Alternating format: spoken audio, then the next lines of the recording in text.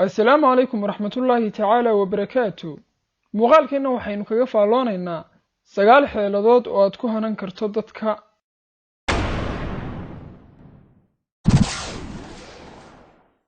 kow goobta shaqada ruuxa maamulaha ka ah waxa ay shaqaaluhu ula tagaan dhibaabaha soo biiray iyo hadba wixii wax ka qabasho u baahan kadibna isaga ayay xal iyo maareynba ka sugaan taa bedelkeeda adigu la aad maamulaha xalalka iyo maareynta adiga fikirkaaga ah ama mushkiladaha soo biiray xalintooda dadka kale uu ka soo dhaweysanaya oo ku jeclaanayaaye. 2 aamusnaanta badi afdaboolani waa dahabe haddii aad ruux qodob isku qabataan oo uu jawaab kulayl ama cay xambaarsan kugu dhirbaaxo aamus oo indhaha u saar hadalkiisana sidii inaad dhuuxayso u dhageyso way ku adkaanaysaa inuu hadalka sii wadaa oo maskaxdiisu isweydiino kale ayay ku mashquulaysaa uu isleeyahay taluma waxaadan dhaadanayn ayaa kaa soo yeedhay ama muxuu sidan oo dhan kuugu eegayaa ama waxyaabo la mid ah. 3 markaad ruux la sheekaysanayso isku day inaad magaciisa taqaano ama haddii aad qaraabo tihiin waxa aad isu tihiin kadib hadalkaaga ku badi magaciisa ama waxa aad isu tihiin haddii uu adeerkaa yahay oo kale ruuxaasi hadalkaaga wuu dhadhansanayaa oo inuu dhageysto wuu u muhanayaa dadkana wuu kaa soo dhaweysanayaa. 4 markaad ruux wada sheekaysanaysaan ee ay hawraartu idiin socoto ha ilaawin inay taabashadu leedahay saameyn weyn oo markaad ruuxa adiga oo wax ka dhaadhicinaya garabkiisa taabato ama ruugiisa aad taabato ama markaad wada fadhidaan aad bawdadiisa u taabato si aan jirac liidnimo ah iyo qallafsanaan adag midna ahayn waxay taabashadaasi awood iyo karaameyn dheeri ah u yeelaysaa hadalkaaga ruuxaasna si culus ayay hawraartaadu ugu duxaysaa laakiin iska jir inaad qofka jugayso ee taabo uun. 5 haddii aad ruux ka doonayso inuu ku siiyo $10 ha ku odhan $10 sii ee ku dheh $50 sii kadib uu kula gorgortamaya oo iska kaa waabinaya adiguna marba hoos ayaad u soo dhaadhacaysaa taasi waxa ay sababaysaa ruuxaasi haddii aanu wax ka badanba ku siin inuu 10kii si niyad sami ah kuu siiyo oo uu arko inaad gorgortan halkii u dambeysay la gaadhay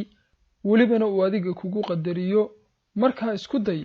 inaad weligaa tallaabooyinka hadafkaaga fogeyso si uu hadafkaagu u soo dhowaado sida shiishyahanka leebka iyo qaansada ku dagaalamaa marka uu wax liifayo uu higsigiisa meel ka sarreysa u shiisho si uu hadafkiisa fallaadha ugu hubsado. 6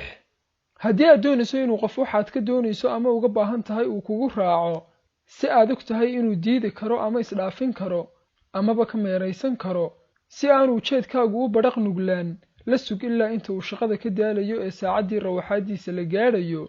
waayo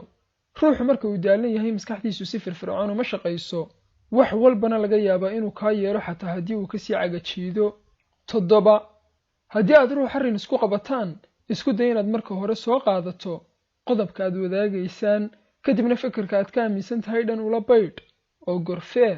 oo faalle taasi waxay sababaysaa adiga oo aragtidaadii muujinaya inaad haddana ruuxi kasbato inuu si wacan kuu dhageysto hana u dhaahin inuu khaldan yahay